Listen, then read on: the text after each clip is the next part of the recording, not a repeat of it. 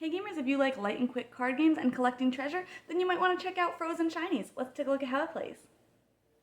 In this game, players are just trying to have the most cards in their hand to have the most treasures. On their turn, players will play a card from their hand into one of their stacks, and they will then either use the value of the card to take back the same value or less cards, whatever they're able to from a stack, or use the ability that's on the card. So as the first player, I might use this 10, I might put it on this pile here, I guess, and then I can take this 6 and this 4, and now I have more cards in my hand, which is great. Then the second player will go and maybe they want to use this 3 and they'll put it here. And they're going to use the ability, so they're going to take the front and the back card of any pile. So maybe I'll take these because now I have, again, more cards, but also an 11, which might help me later. And then if you use the ability and there are any fish on that card, you'll also get to take a fish.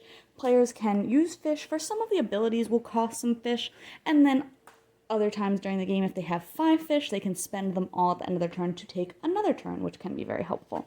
Then the next player might go, and they might use this 12 for the ability, which lets them bring something to the front of a stack and then take cards that resolve for this value. So maybe I'll put that there, and then I'll move this card to the front of a stack, but then I'm actually going to take cards from over here, so I can take 2 plus 3 is 5, plus 5 is 10, plus 1 is 11. So I can take all of those cards with my value of 12, but then I will also get a fish because I took 11 instead of 12 value, and you can do that as long as you only take a maximum of 3 fish as compensation. And players will continue to go and go and go, and as they're going, of course, piles will empty out, and eventually they'll go until there's only 1 stack left, and they'll finish up that round, and then whichever player has the most cards in their hand will win.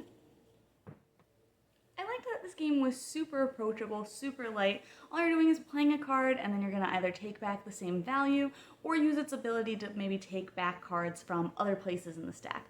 Some of the cards do have a little bit of a take that. There's a couple of cards that will steal cards from other players, which is never my favorite thing, but there's not too many, and sometimes those aren't even the best cards to play because you don't know what you're getting, and those cards might not be helpful for you if you get like a really low number where it's not a really great time for it, or a high number where some of those higher numbers don't have abilities on them. So that is definitely a little bit of like a push your luck element, so I didn't mind it too much for this. Scoring is really simple. Like I said, it's only just having the most cards in hand, so I do like that scoring is really simple. At the end of the game, you just count up your cards, and you're saying, okay, I have 10, I have 8, and then you know who wins pretty quickly. So I do like that. Like I said, I think it's very approachable. It's really good for a wide audience, which I always like.